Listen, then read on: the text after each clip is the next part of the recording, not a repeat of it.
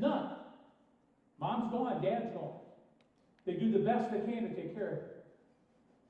Just to sit there and think about these 3 little kids that I got to know, one would be dead in a year.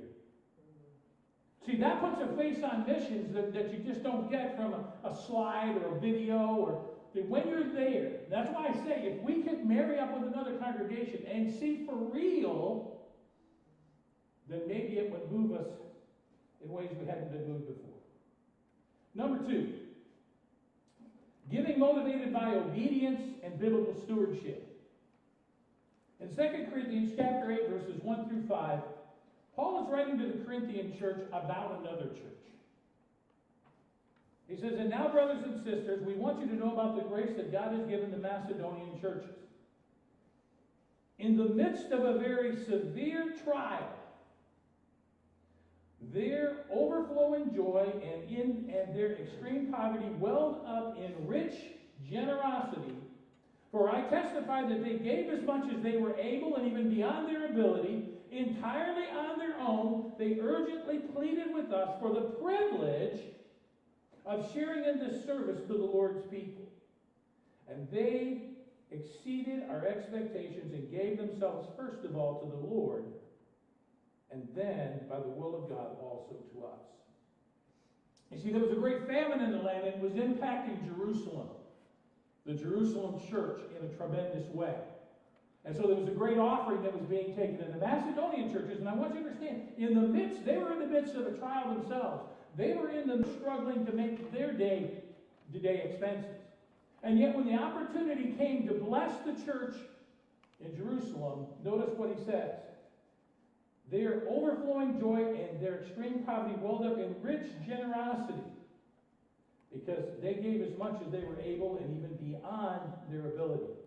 How did they do that? Because they gave themselves first to God, who has a limitless supply of abundance. They weren't worried about, if I give what I have, God won't be able to make the difference. And they gave above their ability. We have to move, I think, from this idea of raising money for projects, for missions, for individual things, and look at it more from a stewardship perspective of God's blessings. Like I said last week, remember I talked last week about getting away from a business paradigm in our thinking to an agricultural paradigm. Instead of us always looking for a quick return, we need to start thinking more of the long-term harvest that comes when we put the Lord's money to work. You ever wonder why so many missions start out with the objective of reaching lost people and then slowly evolve into being mostly a social or financial feeding project? If you talk to the people in charge of those missions, they'll tell you that's because we have to raise money. And whether we like it or not, people are more motivated to give to feed somebody than they are to reach somebody. Okay? You get that? People are more motivated to give to reach somebody with food or whatever than they are to reach them with the gospel. Because our mentality is always about what's the quick result? What's the return on investment?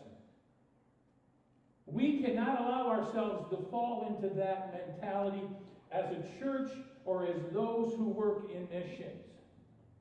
Because we know better. We know better. I could go back to the early time in this church when we first started the daycare. Some of you were around then, some of you have come since then. When we first started up the daycare, it was a struggle. Financially, it was not self-sustaining for quite a few months. And there were those who questioned whether or not it was a worthwhile project. Maybe we shouldn't do that. How come we're not seeing a return on investment? How come it's not self-sufficient? There were even some wondering why it hasn't yet turned a profit, even though that was never the motive. Now you fast forward down almost 20 years later, and you see the difference the daycare has made in lives. There are people in this room who are in this room right now because their children were in our daycare. How do you calculate that return on investment? You have to have an agricultural approach. You have to look at it. It takes time. You got to clear the field, prepare the field, plant the seed, and then have the harvest. And that's the mentality we need to have sometimes. We must give because it's the right thing to do, because God commands it, because we trust in God's stewardship and His abundance. If we seek to steward effectively all that God gives us and give in faith, we're going to see God bless us in abundance to make that happen. We will have all the resources we need to fulfill the Great Commission, to reach this community, to reach this country, and to reach around the world.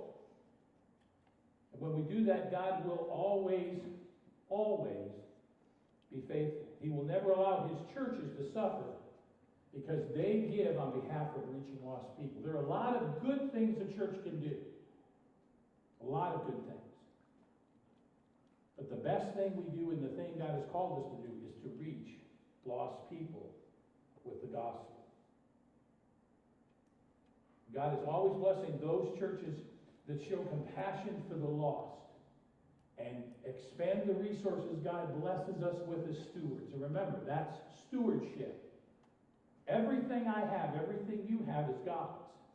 He wants us to manage it. And He wants us to manage it to fulfill the Great Commission. And then the third thing I want to talk about as we think about this paradigm shift and this power shift to abundance is that abundance is a divine river of resource. Luke chapter 6, verse 38 says this. This is Jesus speaking. He says, "Give and it will be given to you, a good measure, pressed down, shaken together, and flowing over. It will be poured into your lap. For the measure you use, it will be measured to you." We have to move from what I call a pie mentality to a river mentality when it comes to the Lord's church or financial team. And you know every year we write a budget. And we write that budget because we want to be good stewards. We want to plan. We want to be proactive. But it's kind of like that old saying, there are things that you don't want to see behind the scenes of how a budget, it's kind of like sausage making. You like sausage, but you don't like to see how it's made. Well, same thing's true with a budget. Oftentimes with a budget, you have to sit down and make calculations. And I think that's because we look at the budget as a pie. And we sit it down and say, okay, how do we divide the pie up? Okay? Do we look at each individual ministry and say, hey, how is that ministry bringing people into the church? Is that ministry really worth the money? Is it really worth the investment? Tell me, how do you determine the return on investment with preschool children? How do you do that? How do you look at children's ministry and say,